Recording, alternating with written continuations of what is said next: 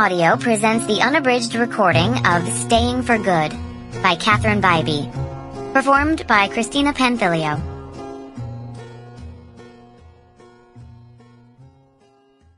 This one is for Brandy, because sometimes friends are the only family you have.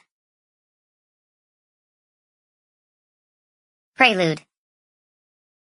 The walls of a double wide were the dividing factor of separation between a trailer and a house.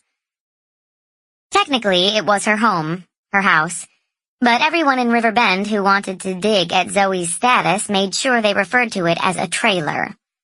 Her BFFs, Mel and Joe, never said trailer. Even on nights like this, when the calendar said it was early summer, but the evenings in Riverbend, Oregon didn't get the memo.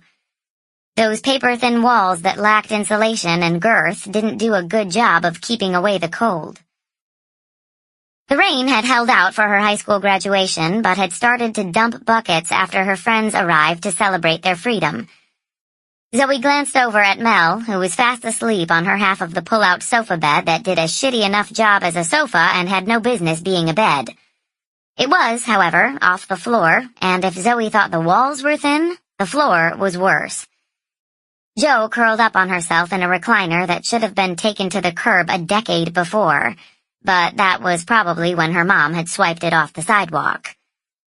Between the three of them, they'd managed to down half a bottle of tequila and polish off an entire pizza. The night swam with emotions. First, the reality of finishing high school. Then Mel's bombshell that her parents were getting divorced and she would likely leave Riverbend for good. High school, Zoe could say goodbye to, not a problem. But not Mel. It was always assumed 1/3 of the Riverbend trio was going off to college.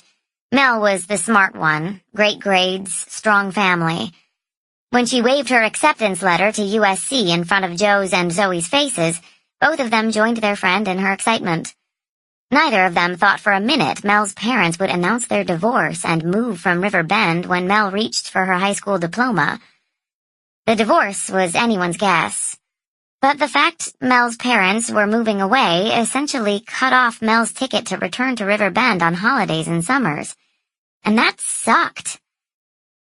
Zoe lay there with Jose Cuervo swimming in her head, and the conversation that had stuck with the three of them until they'd passed out. Their fellow high school seniors had voted their predictions on what the graduating class was going to do with their lives. Mel managed top honors with Sample complete. Ready to continue?